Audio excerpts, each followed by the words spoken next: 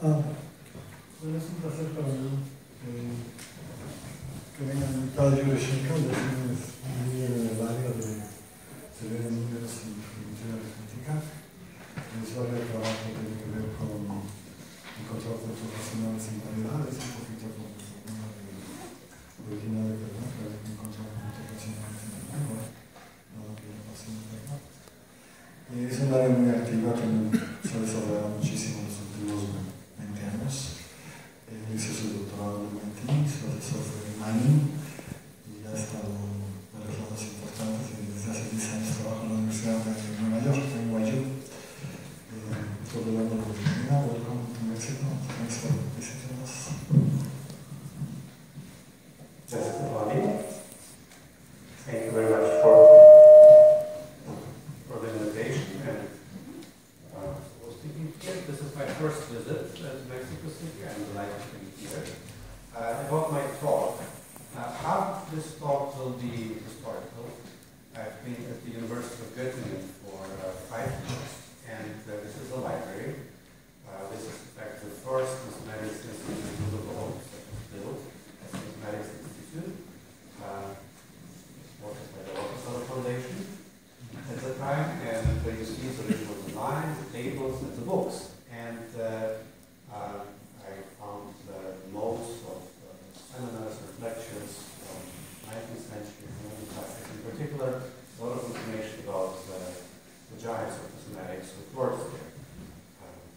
Going back to Gauss and Dirichlet, Riemann, and Hilbert and Minkowski, of course, Klein.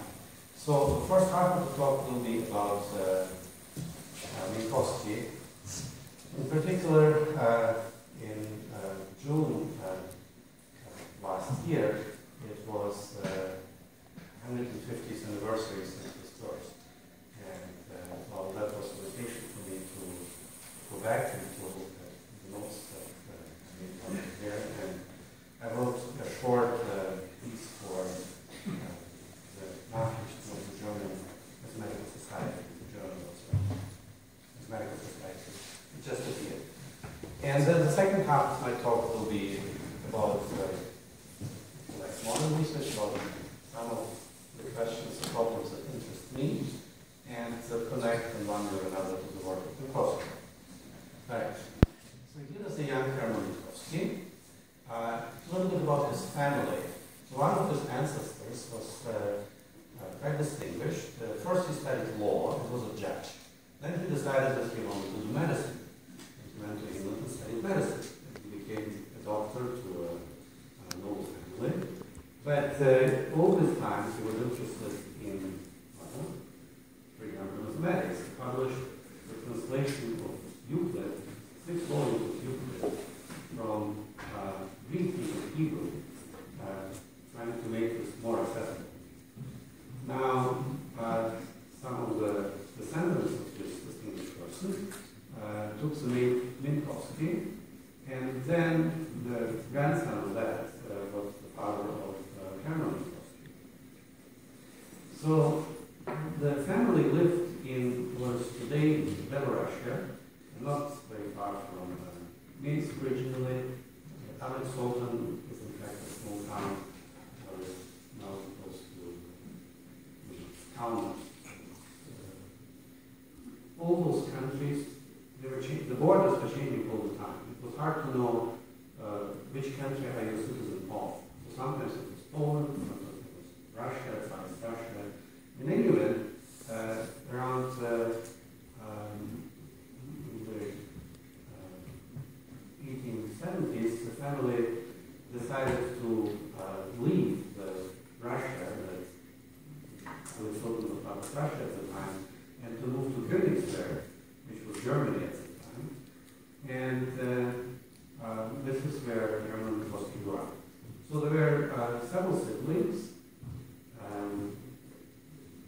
will talk a little bit about Minkowski's brother later on, but so here is a very short version of Minkowski's CV.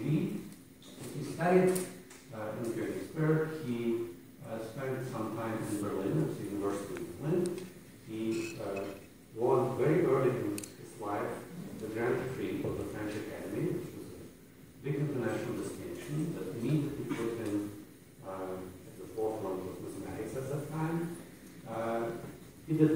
service. He became a non-tenure professor in Bonn, then moved back to Königsberg, where he had a real chair in professorship. Then he spent some time in Zurich. He came to Göttingen and died in his early 40s of ruptured appendicitis. So this is a very moving obituary by Hilbert for Minkowski. So what happened is that this was actually an amazing time for the mathematics in Göttingen. Klein, Hilbert, Minkowski, they're very close personally. They worked together, they had done seminars, and what happened is that for 6 years, every Thursday, punctually at 3 p.m., we took our mathematical walk, as we did last Thursday. On Sunday, he suffered a ruptured appendicitis, and he passed away on Tuesday at noon. This Thursday, a week later, again at 3 p.m., he had urine. So it came completely out of the blue, out of the sun. They operated on him, it was too late, he died. He died as he lived, as a philosopher. Several hours before his death, he was still proofreading his papers. He deplored his fate, as he could have done so much more, but he was also saying that his latest work on electrodynamics would perhaps benefit from his withdrawal. So this is his grave in Berlin. You see also the name Oscar Minkowski. He was a brother who was a doctor. In fact, he discovered the connection between diabetes and pancreas, doing some experiments in dogs. He was a very famous physician at that time. And they worked in Berlin. Now, you see this, there's some button you're supposed to push here, this red brick here. This is a sign that this particular grave yard is sort of an honorary grave of the city of Berlin. Every 25 years, the city reconsiders this distinction, as it did last summer. And in spite of intense lobbying by the Berlin mathematical community, they decided not to extend this designation. So I was there as well, so I gave this talk today. I wrote a letter to the mayor of the city of Berlin, asking him to reconsider this decision, and I got a very, very long response to the fact that Minkowski is importantly famous, but not as famous as some other actors and writers that are associated with this. Anyway, that battle was lost, and the only satisfaction I had from the process that about 2 weeks after this exchange of letters, the mayor of Berlin had to step down. And somehow I'm convinced that I had something to do with it. But, well, this is the last time you'll see. And this is Minkowski's house in Göttingen, where he lived from 1902 to 1909. Now, he died, life continues. Here are posting a note about his successor in Göttingen, Minkowski, Landau, a little number theory, and he starts teaching distribution of prime numbers, and then a joint seminar with Hilbert, and good luck. So I already mentioned that Minkowski became very, very famous by solving a problem. In fact, the problem of Eisenstein. Now, Eisenstein, as you can see, they're very young. But already at this young age, he was very famous in Germany. He was a member of the Berlin Academy of Sciences, the Göttingen Academy of Sciences, famous people of that time, Gauss and Humboldt, they had very, very high regard for him. Now, the problem that Eisenstein posed in this one-page note in the journal of Pure and Applied Mathematics, or Credit Journal, the problem was, is there a formula for the number of representations of a integer m as a sum of 5 squares. All right. So there are some conjectures here, and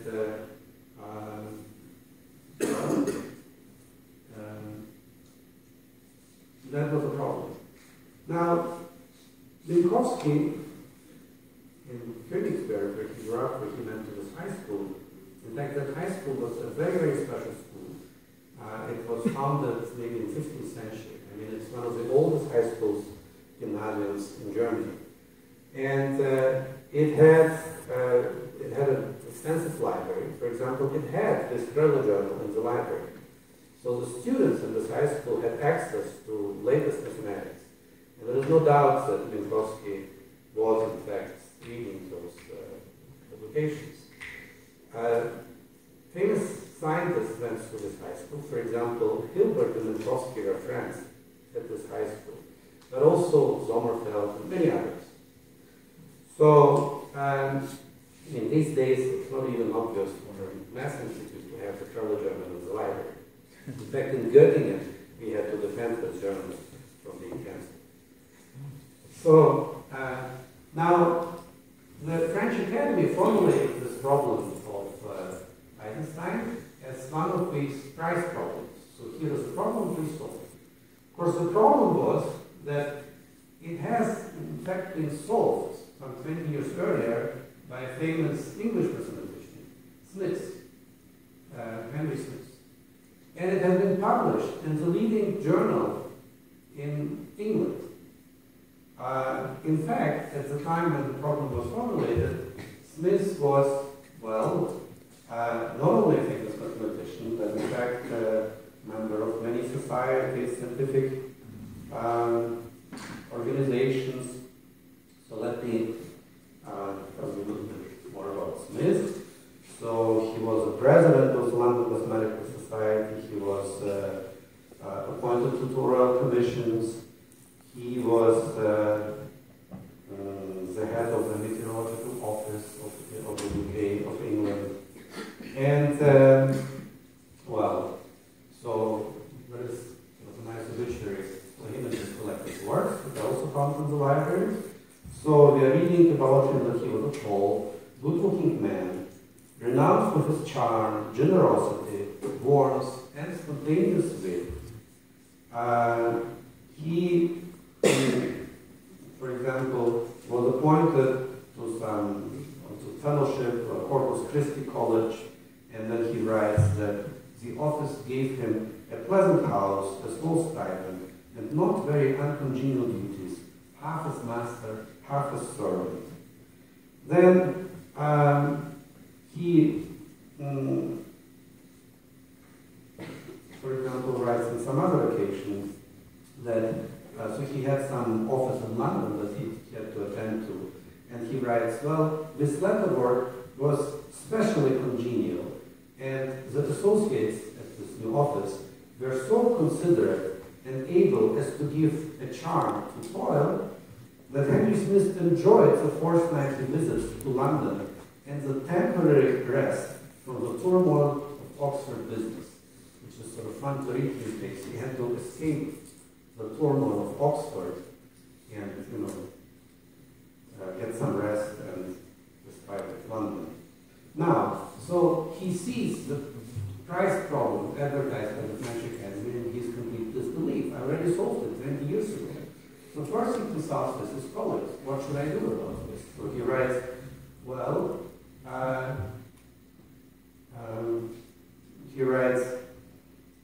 need I write to Hermine or to the others in France? Is there anything I should do about this? And after some conversations with his colleagues, so he decides to write to the French. Now, I wanted to show you the first page of this paper where he solves the problem. And as you can see, the very first word is Einstein. The very first word of this paper. And that's documented here. So he's a little annoyed, and I have given this complete series not only for 5 squares but also for 7 squares. He says I solved it in a much more general form, and I have a general theory. And do I need to do anything in the matter? So So my first impression is that I ought to write to Hermine. Well, so a line or two of advice would really oblige me. So he writes to Hermine. He says, Mon cher monsieur, well, and Hermine writes back, well, it's of course a mistake of the commission, we are very sorry, but please submit, your work with many more details. And by the way, it has to be in French. So he is a distinguished senior academician, so he decides to write out this thing one more time. And while he's doing this, he goes horse riding, falls off a horse and dies. All right. Now, of course, Hermine keeps saying that, oh, it's not my fault, and we don't really know. So the end result is that the Academy gives two prizes. To a paper by Minkowski sent from faraway Königsberg, this 19-year-old young person, very, very young person, and then to Smith, who's already dead. Now, of course, huge scandals in the French newspapers because this is around the time of the French-German War. And, well, they're giving the prize to Germans. And he didn't write the thing in French. He sent the manuscript in German, and I've actually seen this manuscript, and it says, well, I'm really sorry, I don't have time to translate this into French. So please accept it as it is. So the story, well, what it is, Jean-Pierre Serre wrote in the Gazette Mathématique, some 10, 15 years ago, that, well, the Academy, apart from the mistake of not having read Smith's work, made an excellent choice. Minkowski's results were used by Siegel and by many others, and by Andrew Vail in the theory of other groups. The subject is still very active. And so we have seen, so here, Hermine, nous avons vu un mathématicien allemand, we have seen a German mathematician who wrote in French. So that was Einstein. An English mathematician who does the same. Members of the Academy who don't read English, but give a prize to a paper written in German. Doesn't that mean that the languages are not as important as ideas? So that's that. Now, a little bit more about Minkowski as he was up. So he's now a non-tenured professor in Bonn. He talks about his life in Bonn, teaching. These are his letters. This is his handwriting, and the letters are available in the library, getting it. And, he says, I have some listeners who are pretty strong, but overall in Bonn, it is quite frustrating to communicate with my mathematical colleagues. One complains about headache all the time. With another, his wife steps in every 5 minutes to turn the conversation to something else. And so he's not very happy in Bonn. And moves on to Königsberg. Königsberg, that's him at the time of his moves, already a young professor. He is not that happy either, and after a while he moves to Zurich. Now, this whole hiring process of Zurich is appointment first at the university, then at the newly established ETH, the technical school. Well, there's sort of a long story here, but the bottom line is that, so he understands, of course, that people in Zurich want to attract Hilbert, but Hilbert is not movable, and so he writes to Hilbert, well, surely if they could have gotten you, they would have taken you, but now they take me. Now he says Zurich is wonderful, and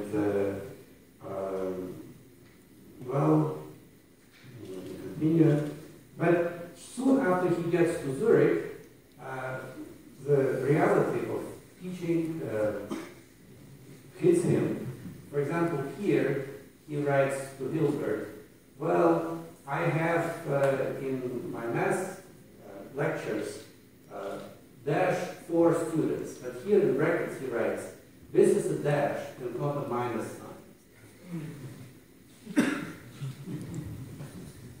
And after a while, he's totally frustrated and says, in spite of all my efforts to adjust to the level of students and preparations for my lectures, I have fewer and fewer listeners. Even the mathematicians, of which there are very few, are so busy with various administrative tasks that they can only swallow what is forcibly shoveled down their throats. And now he says, well, I really want to move out of Zurich. So his colleagues, of course, realize his frustration is everything, and they appoint him as the head of the entertainment committee of the International Congress of Mathematicians in Zurich. So,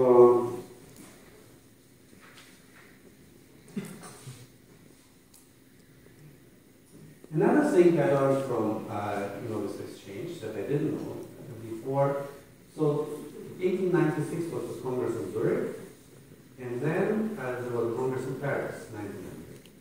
And Hilbert is consulting with Minkowski, what should he talk about at this Congress? And so there is this letter from January, where Minkowski says, what will really make a difference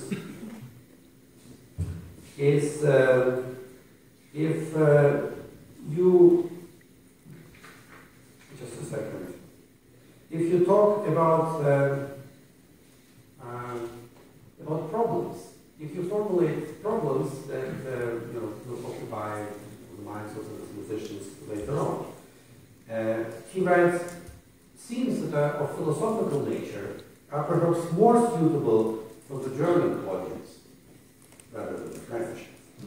But you should think about these problems.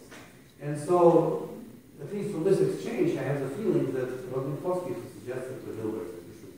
Now, Hilbert formulates the problems and sends them back to Minkowski, and then there's a letter coming back to the effect that I can only congratulate you on this lecture, and I am very sure that this talk that you will give, it will be read by every young mathematician without exception, and it will have impact for decades of mathematicians. It's sort of unbelievable how so these sparks of genius in Minkowski is foresight. Now, let me keep going. So this is so I was just looking at told you your talk. Your talk. I read your talk is simplest and Vortrag gelesen, and I can only congratulate you on. And this will be the main event of the Congress. And success and so on. All right, so this is the book Geometry of Numbers that Minkowski gave to Klein, to Professor Klein. Geometry of Numbers, and there are some remarks of Minkowski about number theory. So. These days, we hear about arithmetization of all branches of mathematics. Some think that arithmetic is only a reasonable state government, so to speak, for the huge state of mathematics. At last, some will see arithmetic only as the high police, the secret police, that is in control of all those hidden paths in the empire of functions and numbers. Well, I can say that a true arithmetician is an enthusiast per se. Without enthusiasm, there will be no arithmetic. And in general, I have the hope, I still have the hope, that very soon from all the other fields, from physics and chemistry, we will hear praises for the pure number theory. Well, for example, where people will recognize that essential properties of matter are in connection with, for example, the decomposition of primes as sums of two squares. And on those days, arithmetic will be very steep. Now, of course, what does it mean, the composition of primes into sum of two squares? When you study this as the simplest instance of reciprocity. This is quadratic reciprocity.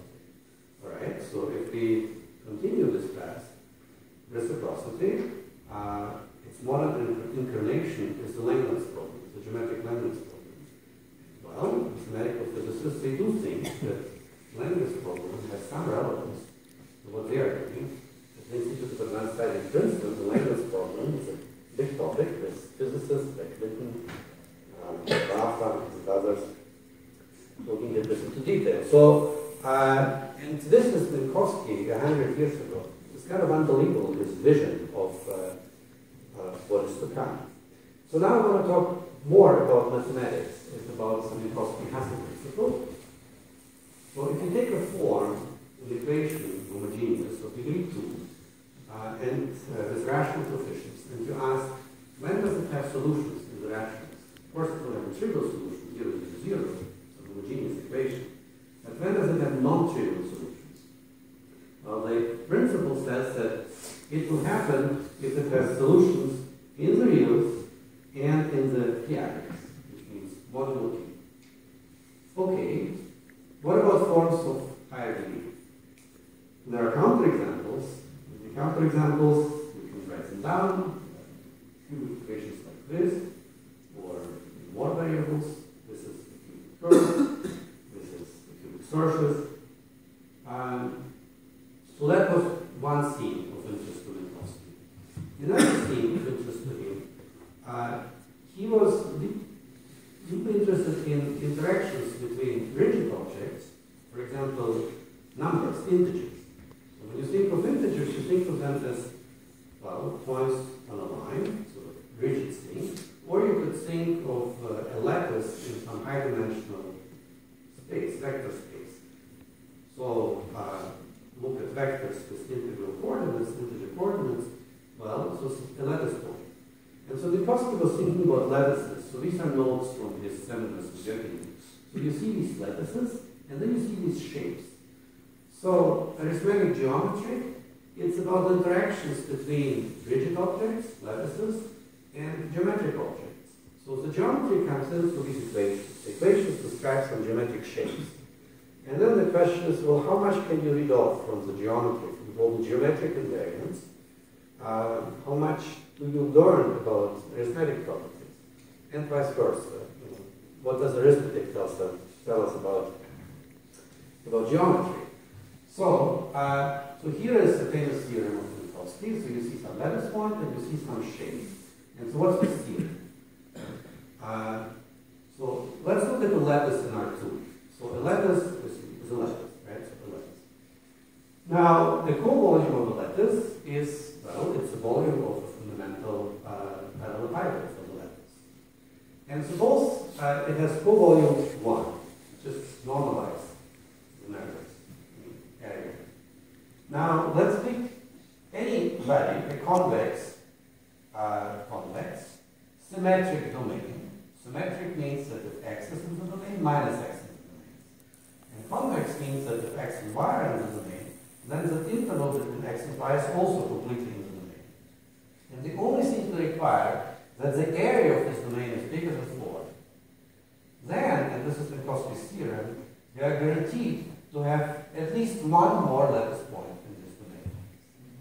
So this is an example of this interaction between geometry, in this case metric geometry, and you have some area. You don't know anything about this domain, it's some domain, you don't know anything, except these two conditions, and you're forced to have a lattice point inside. So I learned about this theorem in high school. So these are my notes, my own, this is a proof in my high school handwriting, in my high school notes. So this is all that it takes to prove this result. But it has, as simple as it sounds, it has far-reaching applications to problems in, for example, algebraic number series that can give you a sample problem. So there's a notion of number series. So number fields are, well, essentially vector space over the rationals. But, so in a vector space you can add. But here you can also multiply. So how do you multiply? Well, this alpha that is sort of spanning this vector space, it satisfies an equation, this rational coefficients of degree d, which means that alpha to the d can be expressed as a linear combination of, well, this rational coefficients of all the previous powers of alpha. So in this vector space you can multiply, you can easily show that you can divide. So this is a field. It's like the real numbers. The rational numbers, just something in between. Now once you have a field, you're doing arithmetic, you want to know what is an integer. Well, in the rationals, an integer is an integer, 0, 1, 2. Here, an integer is something that satisfies an equation where the first coefficient is 1, and all the other coefficients are integers, rather than rational numbers. Now, it's not obvious that two such things multiplied and added are again satisfying this condition. In any event, this is a ring. So now you want to understand something about arithmetic in this ring. Well, there's a notion of a discriminant. So if you pick a polynomial of some degree d, you look at all its roots. Then you start writing down symmetric functions in its roots. Now the standard symmetric functions, of course, are the coefficients. This, for example, is the product of all the roots. And this is the sum of all the roots. But if you look at this symmetric expression, well, there is something. It can be written in terms of these coefficients by fundamental theory of symmetric functions. This is called discriminant. Now, the lattice point theorem of Minkowski says that there are no extensions of the rationals with discriminant equal to 1. Now, if I give you an equation, for example, this one, a cubic equation, and I write down the discriminant of this equation, here it is, minus 4p cubed minus 27q squared, and I ask you, can you show that this equation equals 1? You know, this expression equals 1. There's no solutions in the integers. It's not going to be easy. This is not something that you can ask, as a student. It follows from Minkowski's lattice point theorem. And this is just the case degree 3. In degree n, as you can imagine, these are very complicated Diophantine equations. And Minkowski tells you there are no solutions. Just from this geometric considerations. Of course, to get here, you have to work. Alright, so here are some recent conjectures about these discriminants. So you can look at all extensions of degree d with fixed degree, ordered by the size of the discriminant. And you can ask, so how many of those do we have? And the conjecture is that it's linear in d, where d is the bound on the sides. So what is known? If d is 2, what is the discriminant of a quadratic extension? So a quadratic extension is simply q a joint square root of d, where d is square 3. If the discriminant is either d or 4d. So if you are asked to count d's, so that either d or 4d is less than d, and also square 3, well, it's very easy to see that it's a linear growth. So it's really d. The conjecture is trivial for d equals 2. But for d equals 3 already it is non-trivial, and it's a big result, classical result, that you have it. Now, Manchu Bhargava, in his thesis, proved the conjecture for d equals 4 and 5. So this was the first big breakthrough since the 70s. And, well, for this and also for his later work on elliptic curves, he got the Fields medal last year, the Congress in Seoul. Now, for higher d's, the conjecture is wide open. There is a bound which is very weak. It's better than the naive bound. It goes back to Elmer Wenker. So this is something that is interesting. Now, once you think about lattices and lattices in space, you can ask, well, what is the best way to pack shapes of equal size into space? For example, spheres. So this is a paper by Minkowski that addresses this. And by the way, this is also a problem of Hilbert. It's one of Hilbert's problems about the most efficient packing of space by shapes of equal shape. Now, of course, in the special case that the shape is a sphere, it's a problem of Kepler. And, well, what is better, this or this value. And this problem can be solved by Hales and his students. Now, there was a huge manuscript. It relied on computer computations on many, many thousand lines of code. So it was submitted to the Annals of Mathematics at the time when I was visiting the Institute of Study, and I saw at lunch all these discussions. The editors did not know what to do.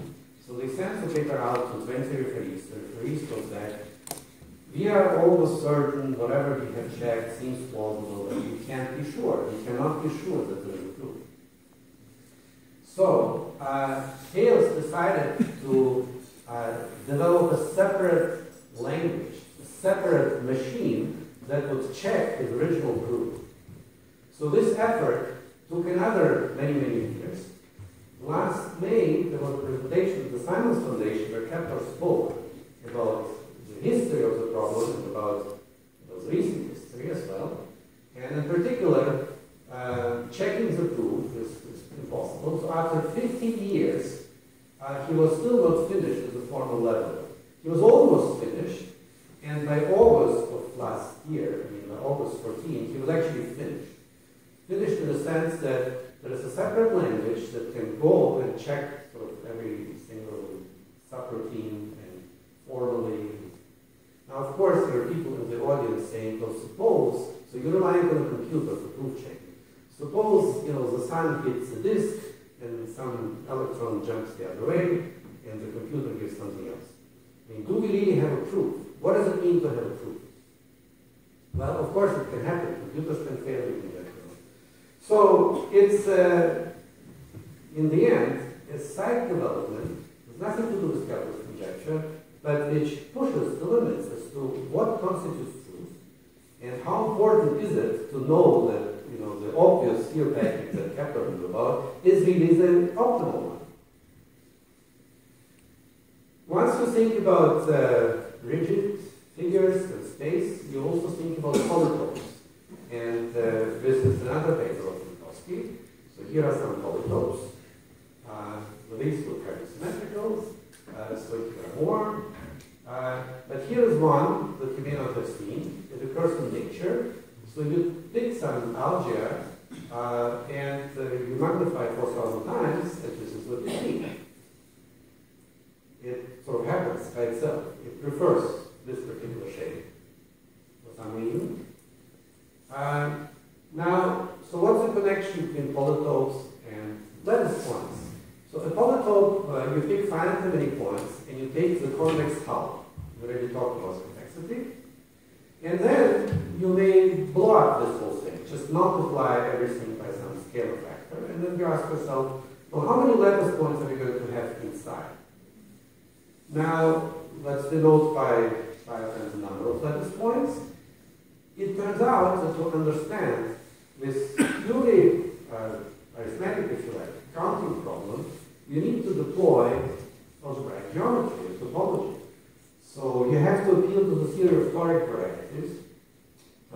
You start this polyhedron, polytope, and the lattice that you cook up a toric variety out of this, plus a line bundle on it. You need to know what it is, but the number that you're seeking is actually the number of space-of sections of this line bundle, and that is given to you by something called the Riemann formula.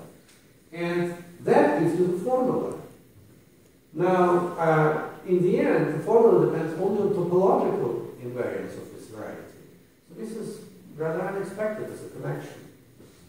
But you can ask another purely combinatorial problem that has nothing to do with anything. So let's look at the faces. Let's count the number of edges, two-dimensional faces of this polytope, and so on and so on. Let's organize these numbers in a vector. So what can we say about these numbers? As a solution, going back to Stanley, which is Stanley at MIT, again, you appeal to toric varieties, and now you deploy something called intersection homology, and that gives you relations between these numbers. Also unexpected. The purely combinatorial problem is translated into topology. So I just wrote down some other applications of polytopes, the way polytopes appear in modern mathematics. Of course, in combinatorics, but also in analysis, in the theory of hypergeometric functions. There's a famous book by Gelsen, Kapanov, and Zenovinsky. You look at asymptotics of some integrals, oscillatory integrals, and so on. You want to understand this, and you realize polytopes are available and varieties. In topology, in particular in tropical geometry, again, somehow the complicated geometry is reduced to polytopes. In the numerative geometry in Gromov-Witten theory, again, polytopes play a role. And it's something that's closer to my own interest in algebraic geometry. Well, if you look at the resolution of singularities, and the minimal model program, for example, codes of ample and effective parameters, again and again, polytopes appear, and you need to know this kind of combinatorics. Something totally unexpected to me was a connection between Minkowski spacetime and airplane boarding. So, Minkowski spacetime, by the way, when Minkowski was complaining about his students in Zurich, how bad they were, and that they never came to his lectures, so one of the students was Einstein, and who himself then wrote about Minkowski. Well, Minkowski was the first who attempted to teach mathematical physics to us. And Minkowski again talked about Einstein and said, well, this Einstein, he never came to my lectures. He was so lazy, I would have never thought that he was capable of relativity. Now, when you look at this relativity, what do you have? You have this, what they call Lorentz metric, x squared plus y squared plus z squared is t squared. Now, just think about it. Minkowski in his childhood was thinking about representations of numbers, the sum of 3 squares first, and then 5 squares. So how do you think about 3 squares and 5 squares? So on one side you have like m or t, and on the other side you have sum of squares. And then Minkowski connects this somehow to geometry. So to Minkowski, the space-time geometry, there was a problem in numbers theory. It was totally natural for him to think about, okay, well, integers, and you can do real numbers. So you do geometry on this space, it works. And that turned out to be the key idea in special relativity and so on. Like really key observation that is this, what we call Lorentzian geometry. What is not so obvious is that the same geometry shows up in a problem called airplane boarding. So Ethan Bachman, the first author of this paper, he was my friend, at MIT, but we were graduate students together, we were sitting in the same office. He was working in arithmetic geometry, he was a student of Danielson. But at that time, a company emerged in Boston called EMC. Now it's the biggest supplier of storage systems. They sell 30 billion worth of storage systems a year. Huge, huge company in Boston. Now, storage systems, it's many, many rotating disks. And they asked him, well, can you come up with some algorithms? How do you access random points in some efficient manner? Ethan says, I don't know anything about computers, I never programmed. Well, okay, let me think about it. Anyway, he thought about it, some friends of his programmed this, and made $100 million in improvements and in profits to this company because you save a little bit, some epsilon in your estimates, and immediately it's translated that all these many disks rotating. It's an advance. He realized, Ethan, that actually accessing points on the rotating disk or boarding airplanes is the same problem. What happens when you board airplanes is that, well, there is, people try to get in, and there is some person standing in the aisle and is trying to put luggage, and well, nobody can pass, right? And then, somebody else, of course, moves on, and the next ones they can either distribute before somehow, or if they hit the wall, if they have to get a seat further on, well then. So he realized that this is actually Minkowski space. Not being able to pass through the person in the aisle, it's like sitting inside the light cone. You can't get through the light cone. So once you start thinking in these terms, you can model the process. He does it, and he has a mathematical theorem, and of course, with error terms, that the most optimal way to board an airplane is actually random access. Okay? Now you come to the airport and you see group A, group B, group 1, 2, 3, 5, 7, 8, this, that, and the other, complete nonsense. So, and he can do it numerically, you can simulate this, there is a theorem that does it. In fact, he came recently to the foundation and he had a very interesting phone call with some bosses from American Airlines. So they had 10 people on the other side, and so 8 sitting there talking, and the person opens the conversation, some kind of leader there. They are very interested in advances in theory, best ways to do business. And the end of the conversation was, well, thank you very much, you have interesting ideas, but we will stick to our process. We will do what we are doing, and that's it. Nevertheless, this is some kind of unexpected connections, right? I mean, this is how things are. Another unexpected connection, Ethan says, well, we can actually compute those boarding times. To compute the boarding time, well, it's an elliptic integral.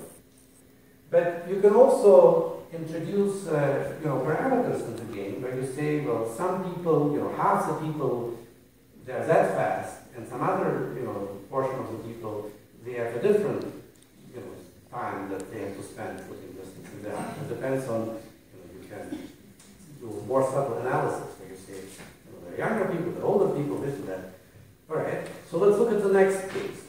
So the next case, if you looked at, compute the boarding time. Well, so Ethan writes down equations, and I say, wait a minute, it's a surface. What kind of surfaces do I know? It's a T3 surface. So the boarding time in the next model is essentially a period of a T3 surface, and so on. So mathematics is just behind you. If you poke a little bit into this practical world, so start thinking not in terms of engineering, but in terms of what is actually happening here, then it leads to something. Now let's go back to quadratic equations, so conics. The theory of Legendre says that if you have an expression like this with ABC's integers, then to know that your solution is not P, you have to check that, to know that the solution is in the integers, you check solution is not P and integers. Moreover, you can bound the height of the solution. And the height is the maximum coordinates, x, y, z. So we can ask, alright, in general, if you look at more complicated equations, is there something called the local global principle? Can you conclude from solubility of P and the real global solubility? Then you can ask, well, how many points upon the height do I have? How many members of this family? You see, it's a family. ABC can be considered as parameters. How many ABCs give you an equation which has solutions? And finally, what is the smallest rational point you can have? The smallest solution. So, the Hasse-Minkowski principle already mentioned. There are counterexamples, even for equations like this, for example, for this. And the proofs use more complicated reciprocities. I mentioned quadratic reciprocity. Here you have to use cubic reciprocity, and we have to use the theory of algebraic number fields, in particular the divisibility of class numbers. Now, so here are some complicated diagrams that provides higher cohomological abstractions to the existence of rational points. And again, I've never seen this, but it's called the Brown-Minor abstraction. And it's computed, the abstraction group, via some Galois homology. Now again, you haven't heard about these things, so this is a finite abelian group. And for equations of interest to us, the abstraction group is either Z02 or Z02 squared. Now, the Galois homology for surfaces, and for instance, in arithmetical surfaces, can be computed via the Galois actions on exceptional curves. The cubic surface you may have heard has 27 lines on it. The section of the quadrants has 16 lines on it. They have some interesting symmetry. So the Galois group acts to the symmetry, and the symmetry is actually the Weyl group of root system, in this case P5, and in the case of cubic surfaces P6. So this connects to the theory of algebraic groups. Now, the main observation is that when the Galois action is large, the abstraction group is small. There is a conjecture by Colletolin and Saint-Suc which says that if you have a cubic surface over the rationals, for example, rationally connected surface of a number field, then this Brown-Minor abstraction is the only one. If what you compute, and it has been established, I mean the conjecture came not out of nothing, it came from some results, that if you have a pencil surface and there's a section of two quadrants that admits a conic bundle, which admits a map onto a projective line, then indeed the obstruction is only one. But it's still open for general Lopez surfaces. Now there is a recent breakthrough here based on additive combinatorics of those things, really honest analytic number theory, that in fact not only such Lopez surfaces, but in fact arbitrary conic or quadric bundles are treatable if all the generated fibers are defined over rationals. Alright? Now, so do we believe this conjecture? And as I said, the obstruction group should be trivial if the Galois group is large. And that always seemed sort of counterintuitive and implausible to me.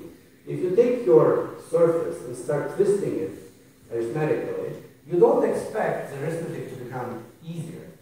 But in fact, this is what the conjecture predicts. So I asked my postdocs in Göttingen to check this on computers, and they came up with thousands of examples of cubic surfaces of the rationals. They computed the abstraction, they looked for points, and the conjecture seems to be true. Now, when you're faced with such overwhelming numerical evidence, you know, there must be something behind this, there must be some theory behind this.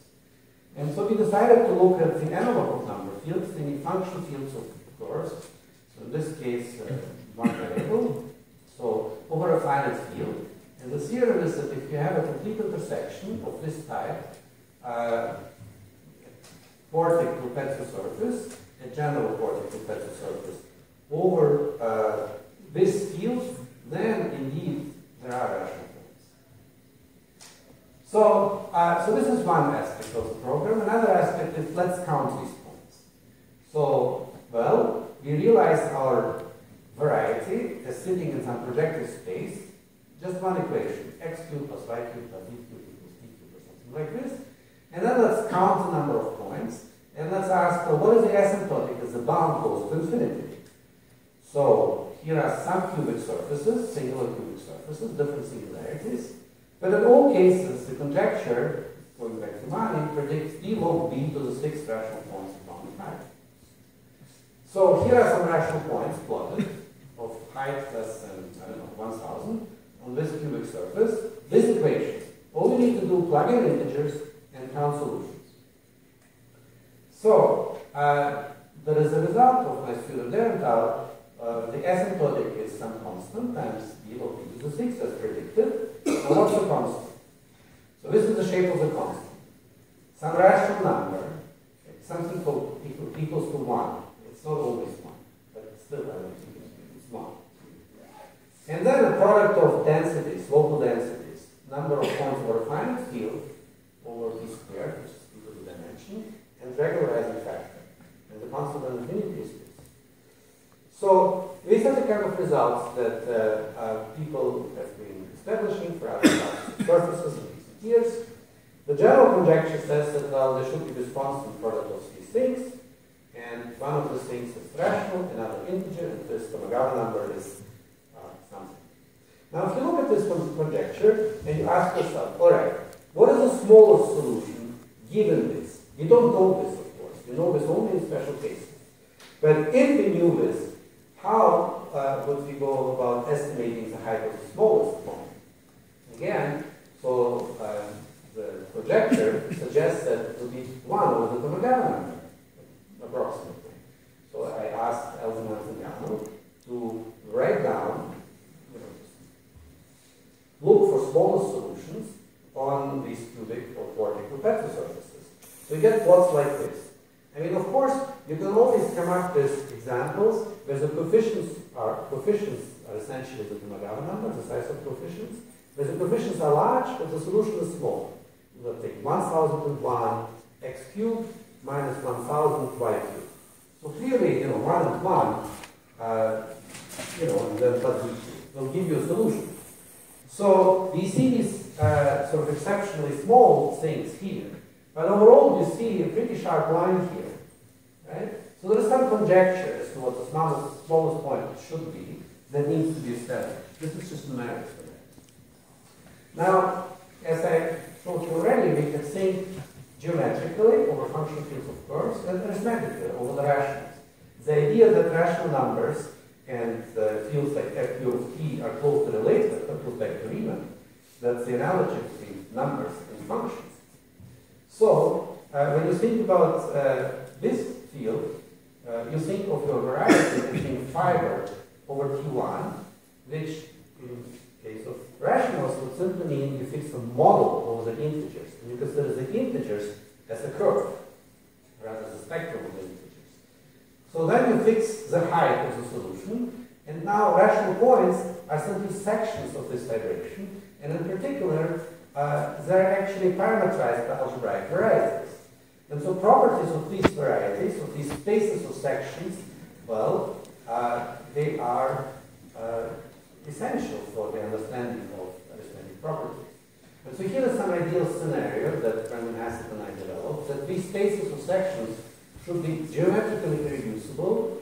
They should dominate something called the intermediate Jacobian. It's an even variety, some analog of elliptic curves in higher dimensions. And the spaces should fiber over intermediate Jacobians with general fiber irrational symmetric variety. So this is some kind of uniform description of those spaces of sections. And we can prove this in some cases with Brendan Hassett, and in some other cases, recent work of Rosen shows that it just cannot conform. There are real abstractions to this first, to the third statement in the Daniel's scenario. So this is very briefly as to what I'm doing right now and how it connects to classical mathematics, local global principles, understanding rational points, and understanding them in a geometric context. Thank you.